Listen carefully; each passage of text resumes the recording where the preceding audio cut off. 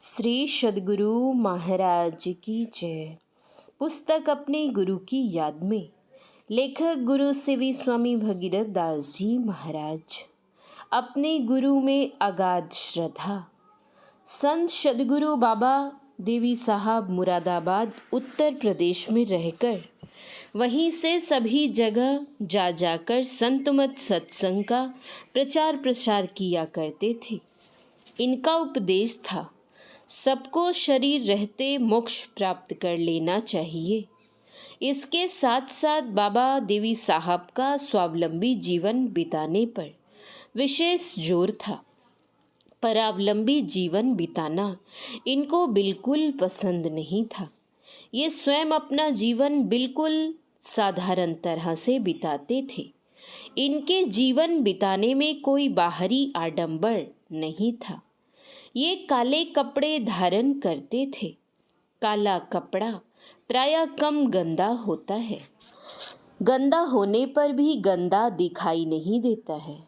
बाबा साहब काले रंग के अल्फी यानी लंबा कुर्ता पहनते थे।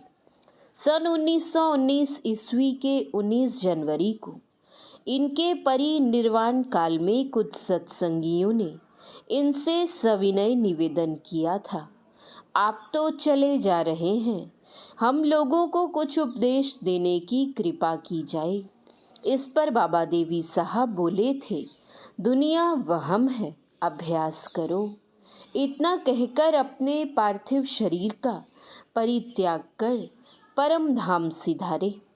वहाँ के श्रद्धालु भक्तों ने इनके पहनने का एक काला कुर्ता शीशे में मढ़वाकर वहाँ के सत्संग मंदिर में टंगवा दिया है।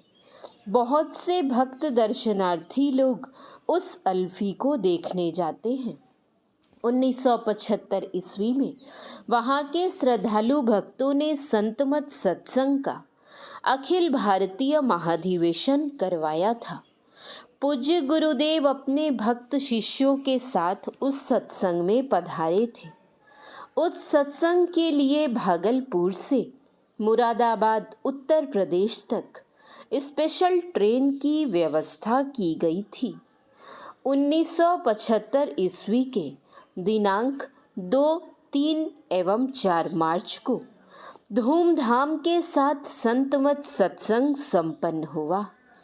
इस अधिवेशन के लगभग 2-3 साल बाद पुनः पूज्य गुरुदेव अपने शिष्यों के साथ मुरादाबाद पधारे और आश्रम में रहकर ही 2-3 दिनों तक सत्संग किए। इसी दरमियान जब पूज्य गुरुदेव स्नान ध्यान से निवृत्त हुए तो वहाँ के ही एक वरिष्ठ सत्संगी ने पूज्य गुरुदेव से सत्संग मंदिर चलने के लिए निवेदन किया। उनके निवेदन को स्वीकार कर मुझे व्हीलचेयर में बिठाने का आदेश हुआ। आदेश मिलने पर इन्हें व्हीलचेयर में बैठा दिया गया। पूज्य रामलगन बाबा व्हीलचेयर को चलाते हुए सत्संग मंदिर की ओर जाने लगे।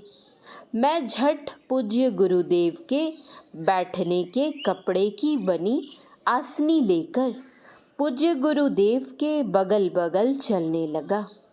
सत्संग मंदिर पहुंचने पर जिस वरिष्ठ सत्संगी ने निवेदन किया था, उन्होंने वहां पर रखी एक छोटी चौकी पर गुरुदेव को बिठाने कहा। मैं उस छोटी चौकी पर आसनी बिछाकर पूज्य गुरुदेव को व्हीलचेयर से गोद में लेकर बैठाना चाह ही रहा था कि पूज्य गुरुदेव ने मेरी गोद से ही झांक कर उस छोटी चौकी को देख लिया।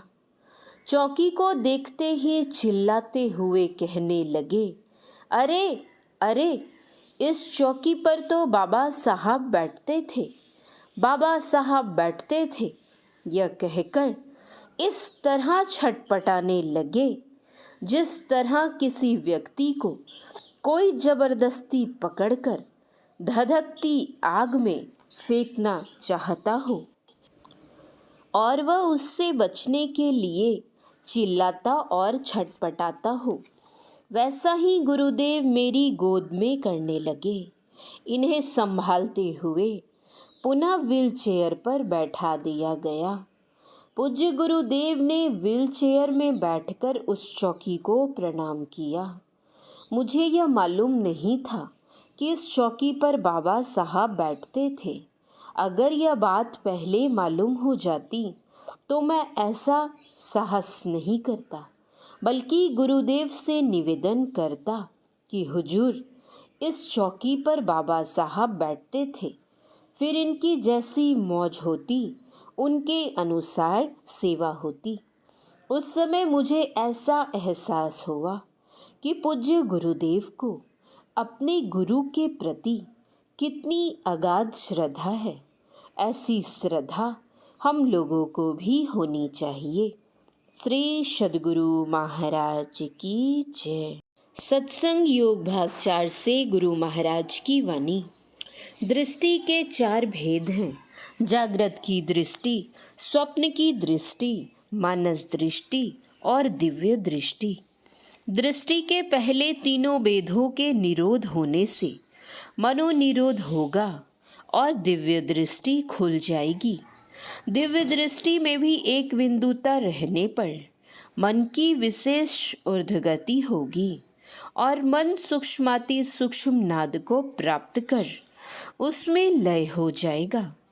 जब मन लय होगा तब सूरत को मन का संग छूट जाएगा। मन विहीन हो शब्दधारों से आकर्षित होती हुई निशब्द में अर्थात परम प्रभु सर्वेश्वर में पहुंचकर वह भी लय हो जाएगी। अंतर साधन की यहाँ पर इति हो गई। प्रभु मिल गए, काम समाप्त हुआ। साधक को स्वावलंबी होना चाहिए। अपने पसीने की कमाई से उसे अपना निर्वाह करना चाहिए। थोड़ी सी वस्तुओं को पाकर ही अपने को संतुष्ट रखने की आदत लगानी उसके लिए परमोचित है। काम, क्रोध, लोभ, मोह, अहंकार, चिढ़, द्वेष आदि मनोविकारों से खूब बचते रहना और दया, शील, संतोष, क्षमा, नम्रता आदि मन के उत्तम और सात्विक गुणों को धारण करते रहना साधक के पक्ष में अत्यंत हित है। मांस और मछली का खाना तथा मादक द्रव्यों का सेवन मन में विशेष चंचलता और मूढ़ता उत्पन्न करते हैं। साधकों को इनसे अवश्य बचना चाहिए। श्री सद्गुरु महाराज की जय। श्री सद्गुरु महाराज की जय। श्री सद्गुरु महाराज की जय।